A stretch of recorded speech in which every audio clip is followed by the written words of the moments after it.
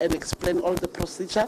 From there, we'll go to the scale. SARS will also have to take over. From there, we'll show you the temporal structure that we normally use during festive season. And then from there, we'll move to Southgate, to Northgate. So let's proceed.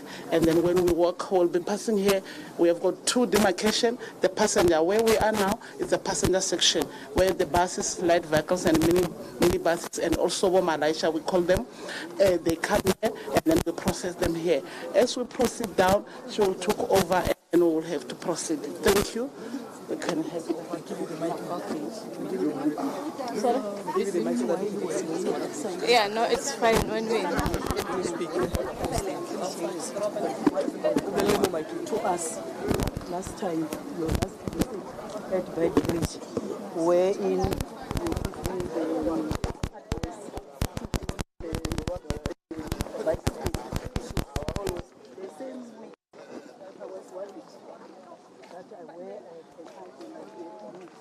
give you the feedback the first week.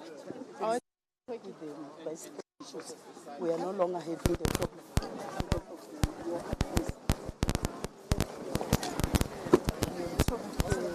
give it to The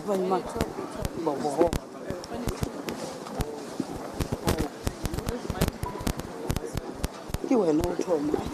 No. This what is gone now. The dynamic process, remember, once this one is on, the other one is on the next. That's how the As the minister indicated that when you close here, they get the other opportunity. Can you go this side? It's better this side.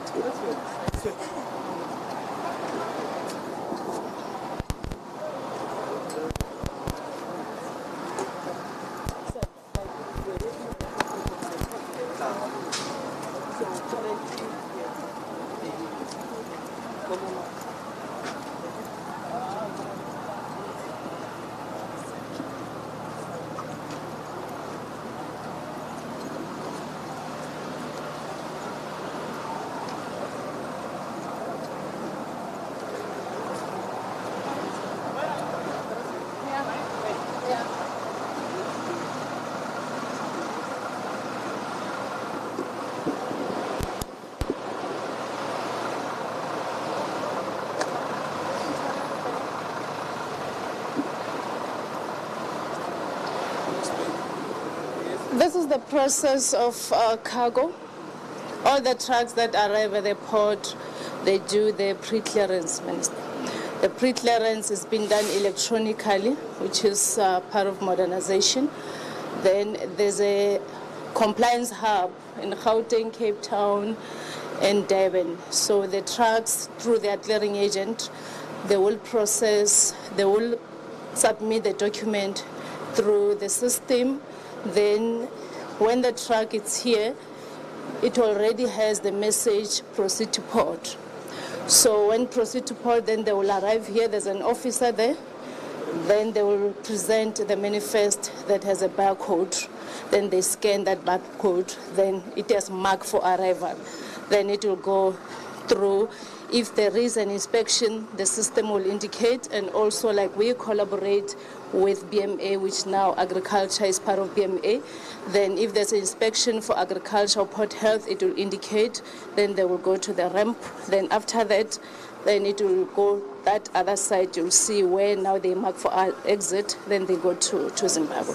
So procedurally, we don't process within the port. It's just the issue of inspections, or maybe when the truck has challenges, and just that because of the infrastructure challenges, you'll find that mostly from our import side that are coming from Zim, they will come and enter the control area before they can proceed.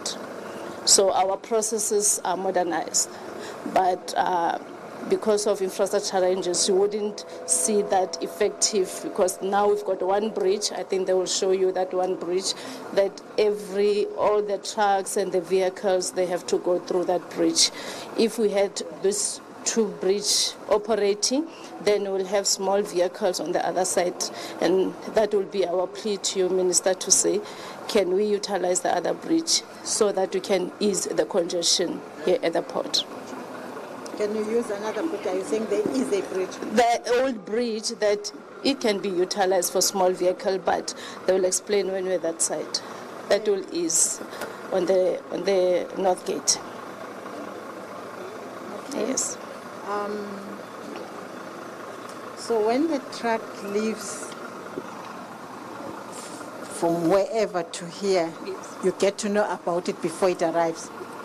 Yes, we get to know about it, when the truck will leave on their way, then it depends on the distance. But they communicate with the clearing agent, which in other words, maybe other business would use it a broker. But for us, it's the clearing agent, they register with us. So they are the one that submit on behalf of the importers or exporters. So then once now the documents are ready, then they will send a message to the clearing agent to say proceed to port. Then they will be coming. We know that then the truck, maybe then it will be here a day or 2 days before.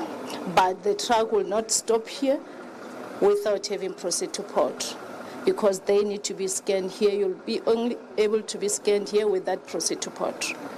Then the system can say cool. Then we've got also enhanced the NPR, the cameras that are automatically our marking for arrival and exit. The officer is just able to just confirm on the system to say it is marked for arrival.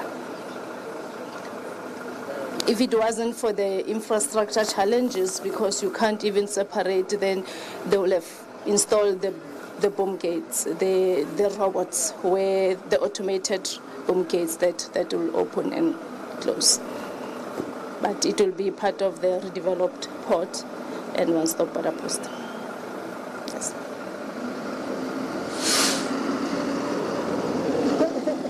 So what actually, if you have such a system, then why traffic? Why long queues of trucks? We take long to enter the port.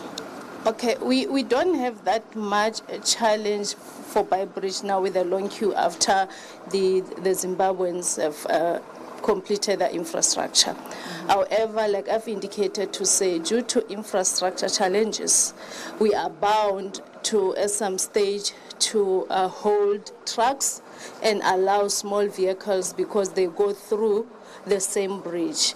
And also when we are pushing this side, our Zimbra, they sometimes communicate to say our parking space is full. And those are the infrastructure challenges that we happen to face, because now that bridge you will see, we use it, it's only 2 lane. We use it for trucks and small vehicles. And in an ideal world of business, you can't do that because it's going to congest the traffic. So that is the other challenges. Thank you. This is Sandra, because this is the N1. It's N1. Yeah, it's Sandra. It's Central that must build the bridge. I think it's the infrastructure. Yeah, that side. And also looking at the trucks being on top of that bridge, then it becomes also the risks. But we'll explain when we're that side that you can be able to see. Okay. Okay, Minister.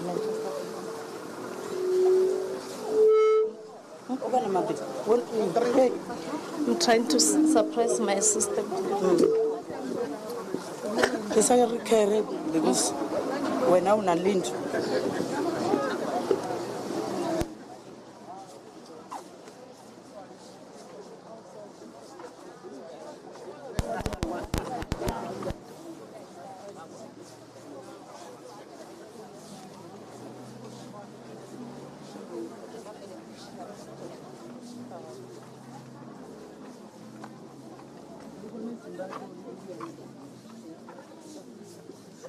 Minister, this is the entrance and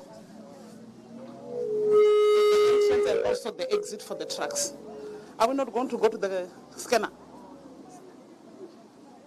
Let's go to the scanner and then we'll go that way. I think that will be for the best.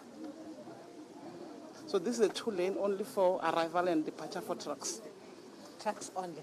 Yes. No, these ones, they are normally our clearing agents who will go there, that side and drop the documents that is needed between all the NGOs and SARS. So why are they parked here?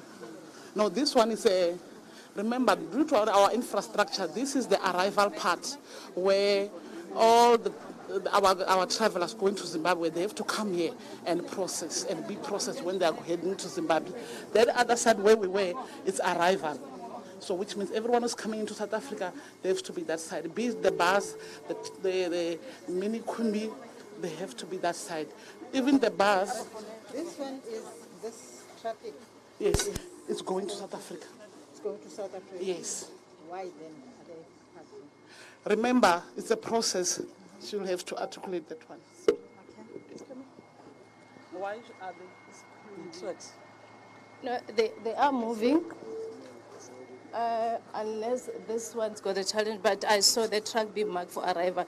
Like you see, this one are idling, so they are moving. The only time they can get stuck for a very long time is when we've got mechanical issues. But if a truck, maybe the caught smuggling or whatever, then they will find a way of returning it back.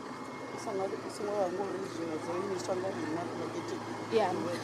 And for now, because we're allowing the entrance to come in, we put the to a hold on the movement of the trucks because we don't have enough space, so they will be moving.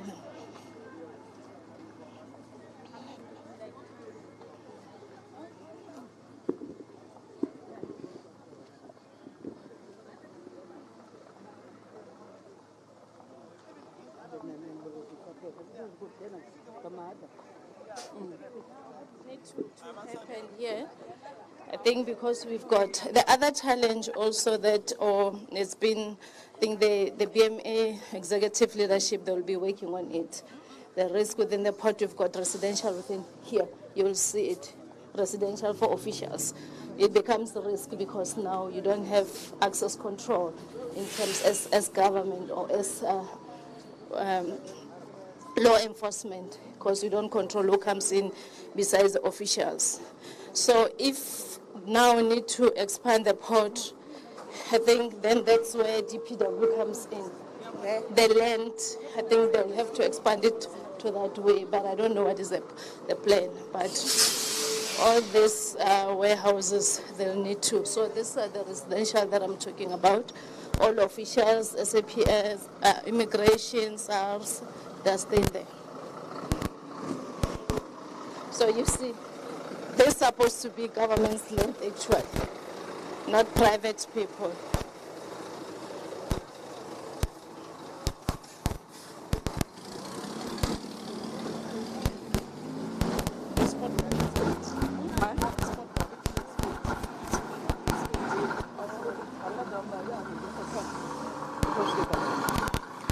So normally this one, that's the parking for export that are going that side. It's empty, they are moving.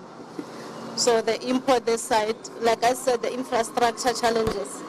Then they will come and park here to finalize the documents with the clearing agent.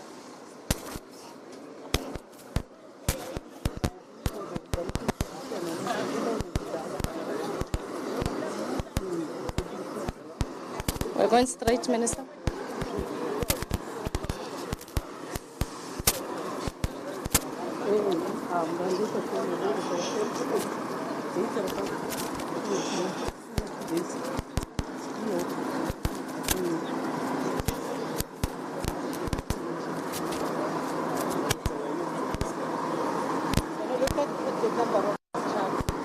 All of them to N1. Have you noticed? N1, all of them. Yes, I think to N1.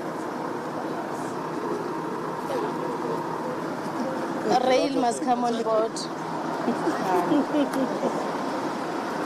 And today is not that busy. No, it's not busy. Like you see, export is empty. That's why I'm saying since we no longer face that congested queue on N1, but the trucks are moving. So do the minister N1 is congested? I mean, we can keep up with this. It's a lot. No, it's not about We have a rail line. We used to use trains to deport people. There is a rail line. Oh, yes. Yes, what minister was raising. The railway. So that, yeah. They come to South Africa. There's a line that goes to Botswana. There's a line that goes to Oh, now I'm getting it.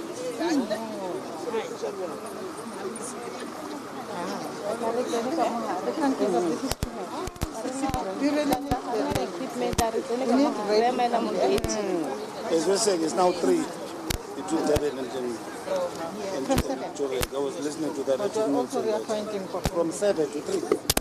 As a matter of fact, that railway line, in its current form, without anything done,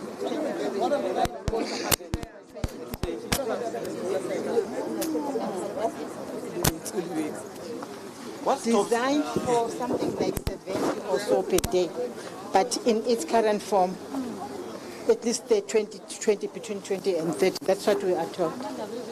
But they are 3 per day, and then this hour. But what causes this reduction from metal rail? It's poor management. Too much money? Poor management. Or poor management? So operators need licenses. The problem is that you have Transnet. It is both the infrastructure owner and operator.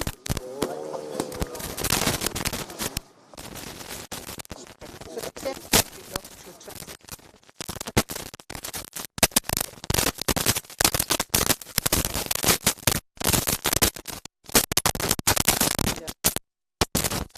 So if the tech could provide trains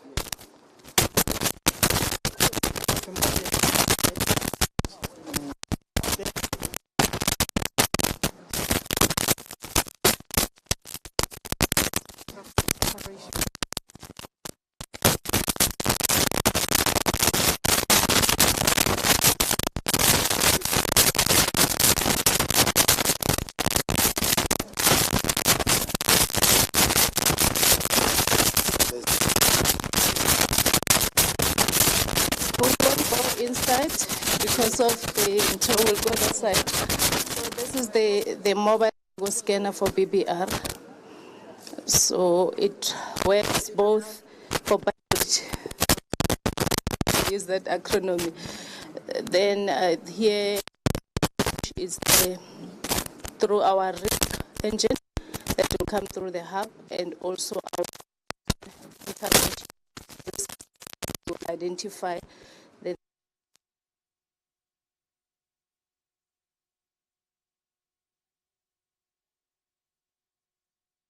capacity. But at some stage we become flexible. Mostly it's operating during the day. So last time, I think 2 weeks ago, there was a trial scan, then they identified the explosive on the, what does it call it, on the back, on the trunks of the truck. Yeah. So I having a lot of explosive coming from Zim.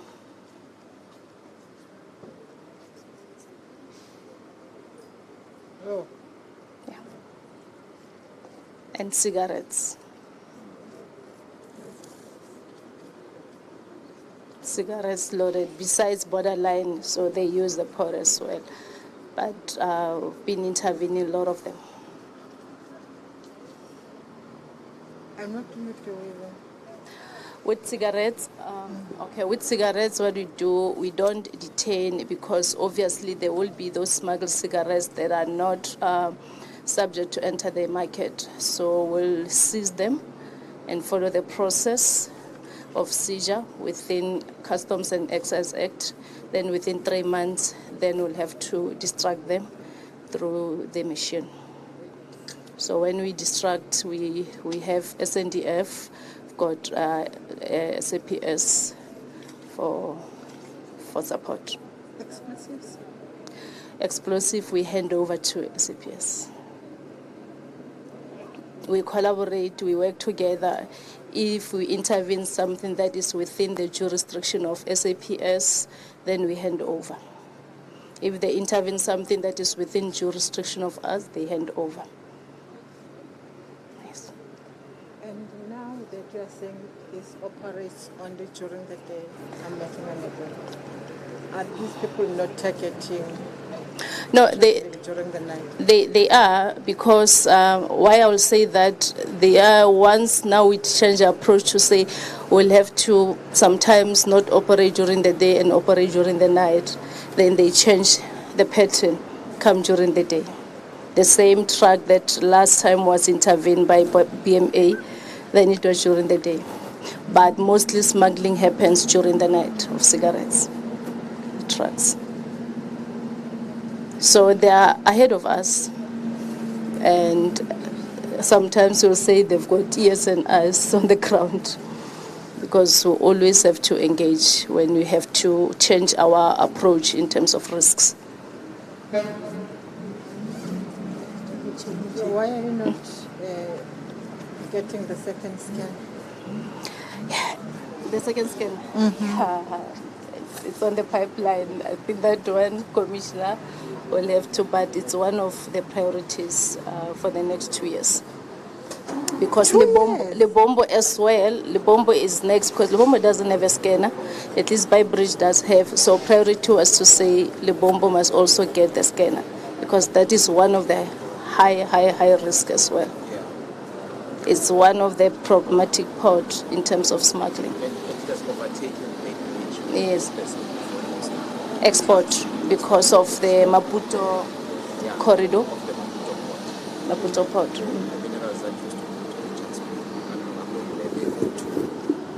Mozambique now. So the volumes are good. Sometimes when they come back empty. So there's no scanning to see what's inside. It need, because Limpopo, most of the cargo that site is mining minerals. The export per day, they process more than 1,000 trucks. So the scanner is needed, because these smugglers, they are using the tankers as well. And it's one of the dangerous goods. Officials, as much as you all want to search, but you cannot risk without proper equipment and being trained to open a tanker. And looking at the heat also, you cannot detain a tanker for a very long time. You are going to cause more harm than what you have done. So they are using the tankers to smuggle cigarettes. And it can only be the scanner that can identify that, or when there is intelligence on that cargo. I think we'll have to complement each other. You are watching live, so they can't hear you. It's just show life. No, I'm just saying we probably have to complement each other in terms of the efforts. We met 2 weeks ago, head office SARS, ourselves, BMA and Sandral at our offices to look at the IT technologies that are being utilized by the different agencies and where the gaps are. So we'll have to see how we complement each other without going into details, but I think those are some of the initiatives that we need to look at. Because these things are too costly for the country. Yes. It's extremely costly for the country. They are too costly, and these cigarettes, they are killing the market of the country as well. So it's high risks. It's a big market, this product. And the counterfeit goods also, those are killing markets, and they are prevalent in Limpopo as well.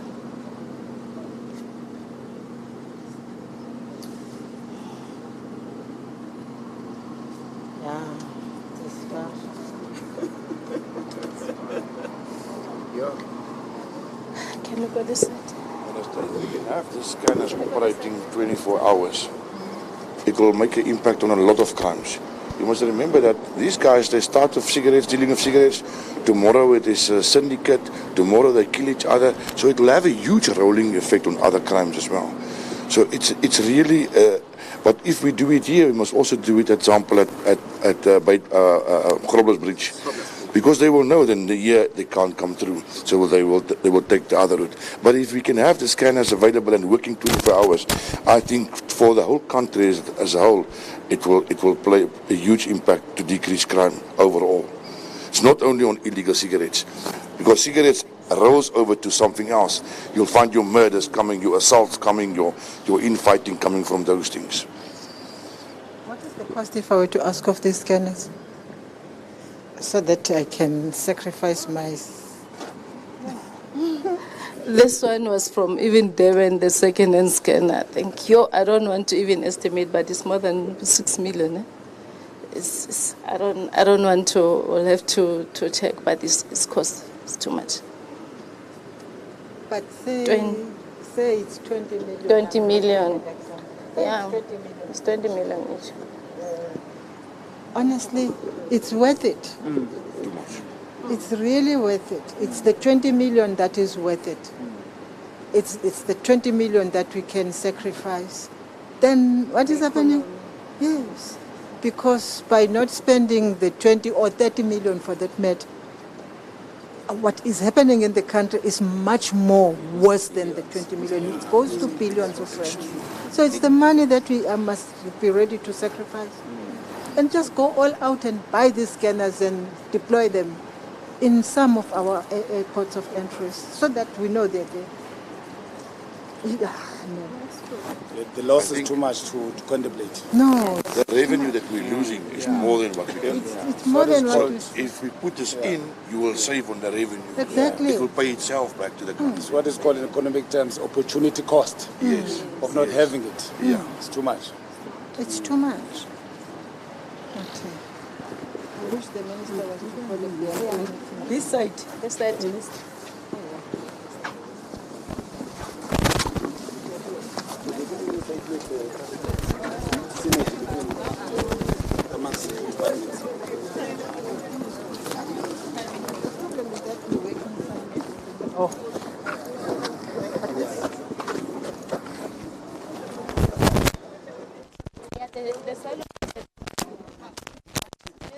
Like I'm saying, at the port, we as leadership take a lead to say we work for the country.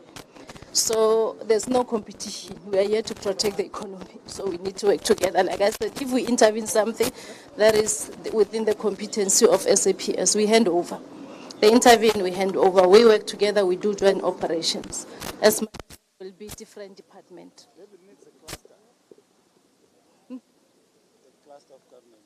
Yes.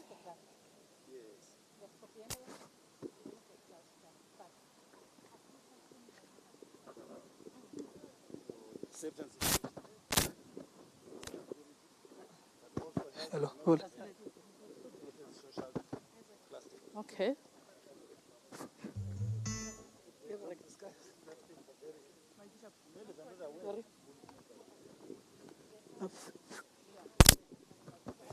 Is there? Okay, sharp.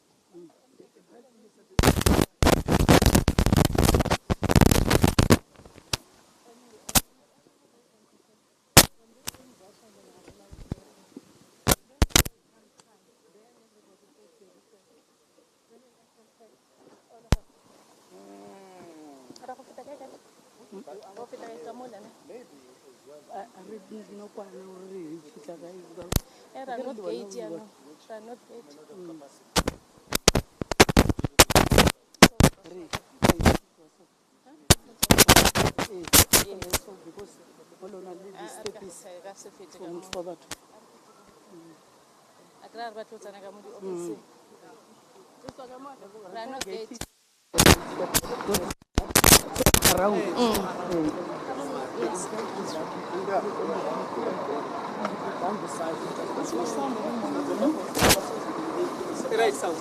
Right. They test that because you are talking about the cost to the economy of not investing in these things. But also Central must come to the party in terms of their, because they elaborate plans about the border. But we need to understand what's the hold up on their part. Unless I suspect that they're part of a broader project, but I think Minister, in terms of the inputs in terms of that process, the border management process, we really need to understand those and be able to input into these other things as well.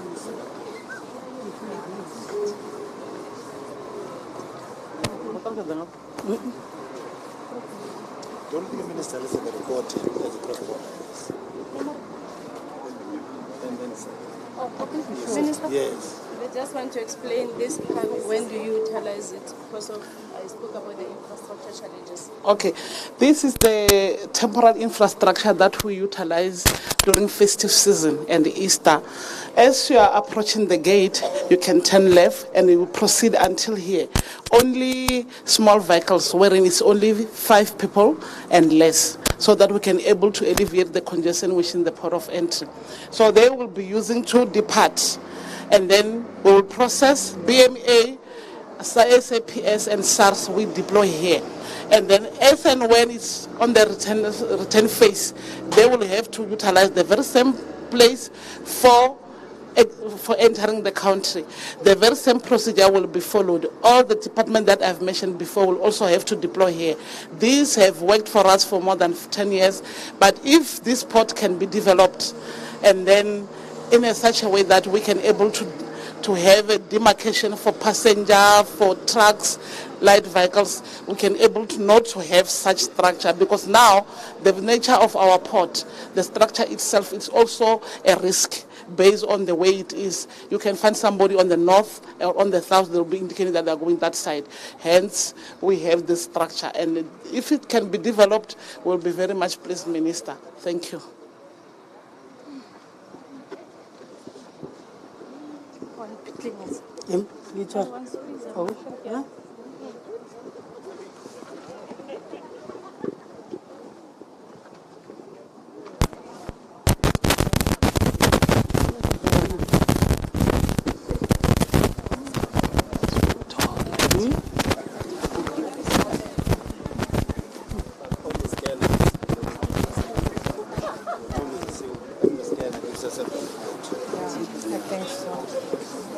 No, the minister has me.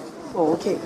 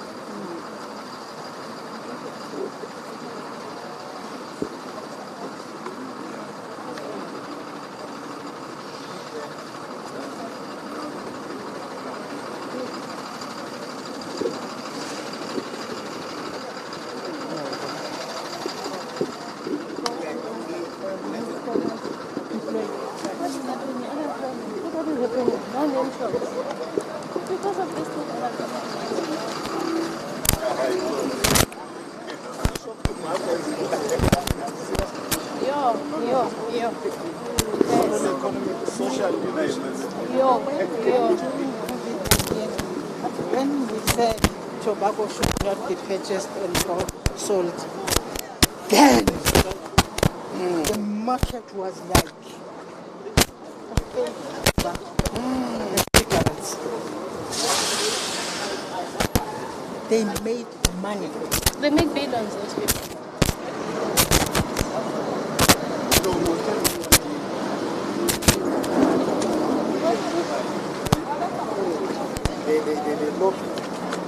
They're looking very positive.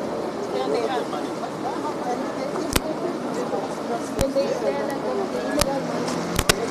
Those that are sitting behind the scene.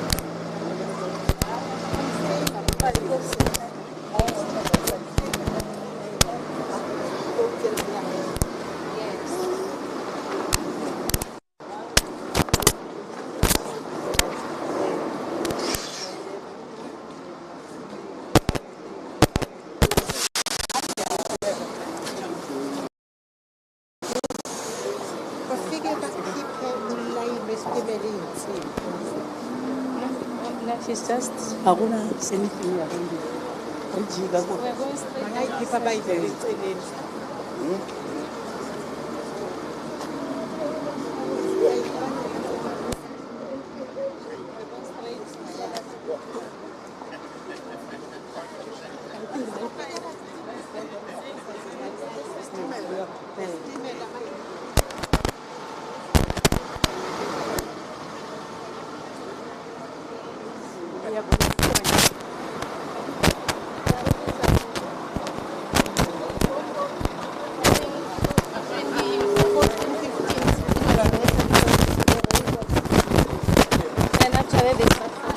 Not But these people, they become lions in our country. They're so timid. Yes.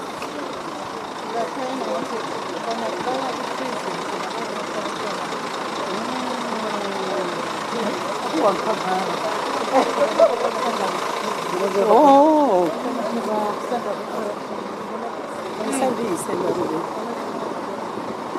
Because of our criminal justice.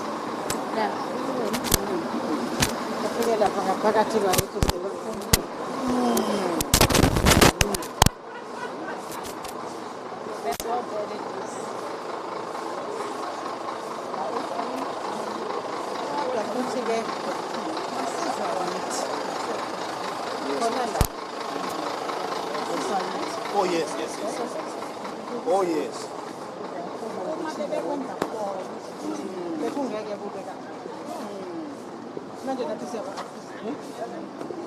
No one came back to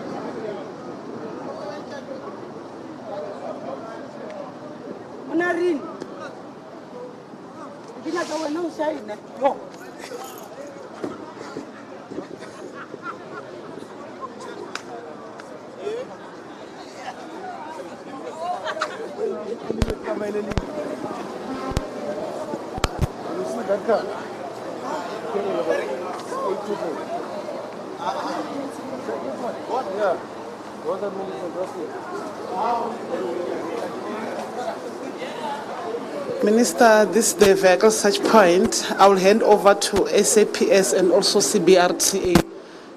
This is the bring here. Yes. Minister, here is where we recover a lot of vehicles. I can also attest to that. From January up to June, we recover 41 vehicles. The luxurious one, e.g. GP, double cabs, yes. And I will hand over to one of the commander around here to explain fully how we recover, because we don't, we do physical verification of the engine and also the chase number. Narin, come close. Thank you very much, my leader. What is it that I have to say? Explain the processes. We recover the vehicles. All right. Good afternoon, ladies and gentlemen. What we basically do here, we inspect vehicles that are leaving for Zimbabwe, Malawi, Zambia, and other foreign countries. When vehicles arrive here, firstly, we check them physically. Thereafter, we compare those vehicles with the papers that are in front of us. We look at the chase number. Then if the chase number is different from those papers, obviously there's fraud, there's a crime that has been committed there. Then we proceed with arrest and so forth. Then when it comes to trucks, the procedure is similar. We inspect them physically, then we compare them with the chase numbers that we see on those papers. And if we are happy with that, then we go to the system, we check them in the system again. Then if the information is similar, we are satisfied, we let those vehicles to proceed. But also, if there's something that we are not happy with, we have some experts outside this border who work at VIS. We ask them to investigate on our behalf. Then when they're done, they'll bring back the results back to us. Then we let the vehicles go. Is there anything that you want to all right. All right, thank you. If there's any question, we are prepared to answer. No, I'm fine. All right.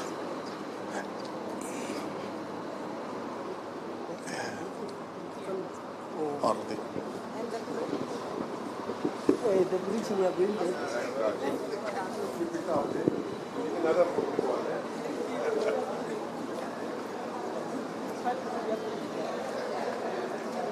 Minister?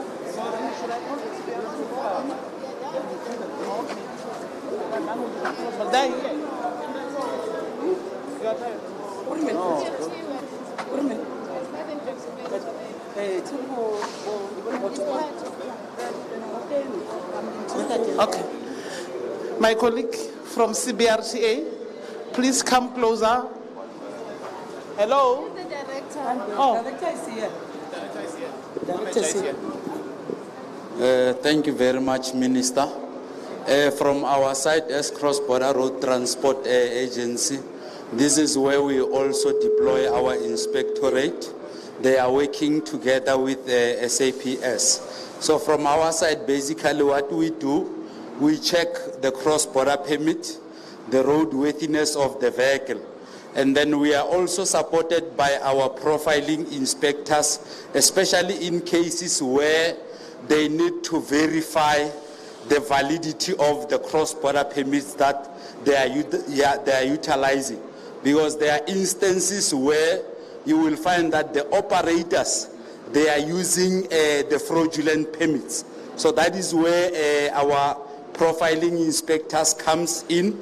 They will go into the system and check if indeed that permit is legitimate or not. And if the permit is fraudulent, obviously they will have to follow the necessary procedure wherein they will have to make an A1 statement and open a fraudulent case at the police station within the magisterial district where this offense has taken place. And then in case of the buses, yes, we do get a lot of offenses in cases where you will find that they don't have your cross-border permit. As you are aware, Minister, the Criminal Procedure Act makes provision to say we can institute a penalty, so in a case where there is no cross-border permit. So that is what we normally do. So the penalty normally is 2,500 for not being in possession of that cross-border permit. However, the Act also makes provision that such a bus can be impounded. And when it's impounded, obviously, the operator needs to find an alternative means of transport for those passengers so that they can arrive at their final destination.